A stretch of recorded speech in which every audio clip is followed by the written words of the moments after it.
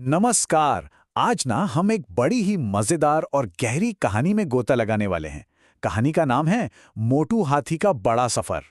तो सवाल ये है कि एक मोटे आलसी हाथी की दुनिया भाई कितनी बड़ी हो सकती है। सोचिए जरा, एक हाथी है जो अपनी दुनिया में एकदम मस्त है, खुश है।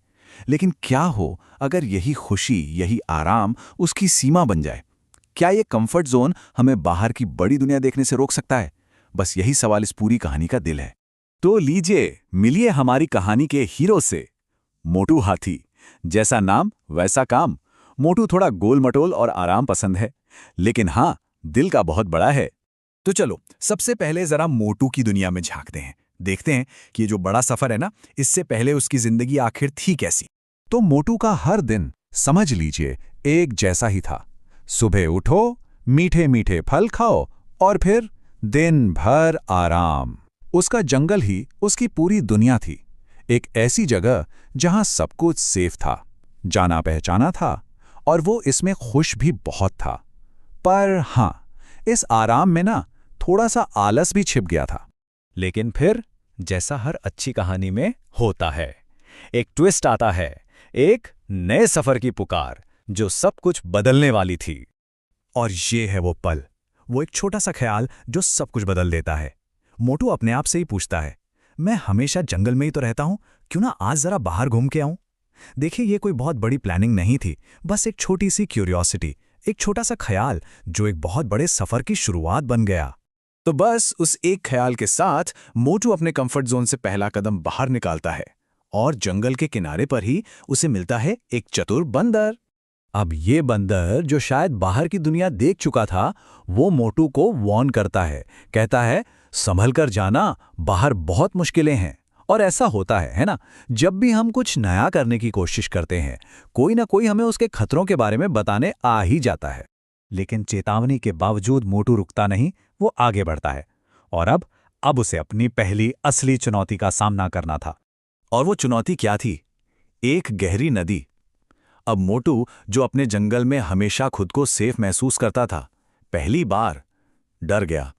ये वो अनजान चीजों का डर है जो हम सबको कभी ना कभी तो लगता ही है।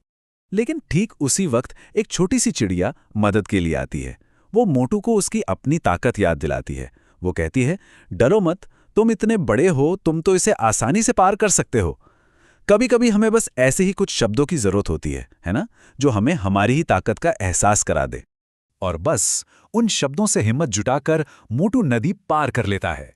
जरा सोचिए उस खुशी के बारे में जो पहली बार किसी डर पर काबू पाने से मिलती है। ये मोटू के लिए एक बहुत बहुत बड़ी जीत थी। नदी पार करने के बाद मोटू का डर अब कॉन्फिडेंस में बदल चुका था। उसे पहली बार ये एहसास हुआ कि अरे, बाहर की दुनिया शायद उतनी भी डरावनी नहीं है जैसा वो बंदर कह रहा था। तो एक बार फिर से मोटू के सफर पर नजर डालते हैं। सबसे पहले उसे एक वार्निंग मिली, फिर उसने एक डर पर जीत हासिल की, और अब उसे मिलने वाला था एक इनाम। आगे जाकर मोटू की मुलाकात होती है कुछ बच्चों से, और जरा उनका रिएक्शन देखिए।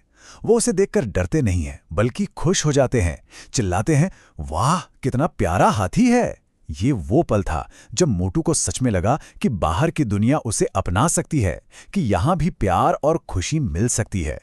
तो अब दिन ढलने लगा था, और हर सफर की तरह इस सफर का भी अंत पास आ रहा था। अब वक्त था घर वापसी का और एक नए संकल्प का। अब मोटू अपने मन में दो दुनियाओं को तौल रहा था। एक तरफ उसका जंगल था, जहां आराम था, मीठे फल थे, पर हाँ, थोड़ा अकेलापन भी था। और दूसरी तरफ थी ये बाहर की दुनिया, जहां मुश्किलें थीं, थकान थी, पर नए दोस्त भी तो मिले थे। और जैसे जैसे शाम हो रही थी, इस थकान के साथ साथ उसे अपने घर की याद आने लगी थी। और इसी थकान और घर की याद में उसे एक बहुत बड़ी सच्चाई का एहसास होता है। वो सोचता है, घर जैसी कोई जगह नहीं होती, है ना? सफर हमें कितना कुछ सिखाता है, लेकिन साथ ही साथ घर की असली कीमत भी वही समझाता है। तो मोटू वापस अपने जंगल लौट आता है। लेकिन अब वो पहले वाला मोटू नहीं था। वो अपने साथ एक नया एक्सपीरियंस, एक नई समझ लेकर लौटा था। और यह है उसका नया रेजोल्यूशन, उसका नया संकल्प। उसने तय किया कि वो अब कंफर्ट और एडवेंचर के बीच एक बैलेंस बनाएगा। मतलब अब से रोज थोड़ा थोड़ा घूमेगा, एक्टिव रहेगा और जरूरत से ज्यादा खाना भी नहीं खाएगा। यानी डिसिप्लिन रखेगा। उसने अपने एक दिन के सफर से जिंदगी का सबसे बड़ा सबक सीखा था, एक बैलेंस्ड लाइफ का सबक। तो इस कहानी का सबसे जरूरी पॉइंट क्या है? यही कि मोटू का इतना बड़ा सफर बस एक छोटी सी सोच से शुरू हुआ था। तो सवाल अब यह है कि वो कौन सी छोटी सी यात्रा हो सकती है जो हमारी सोच को पूरी तरह से बदल दे।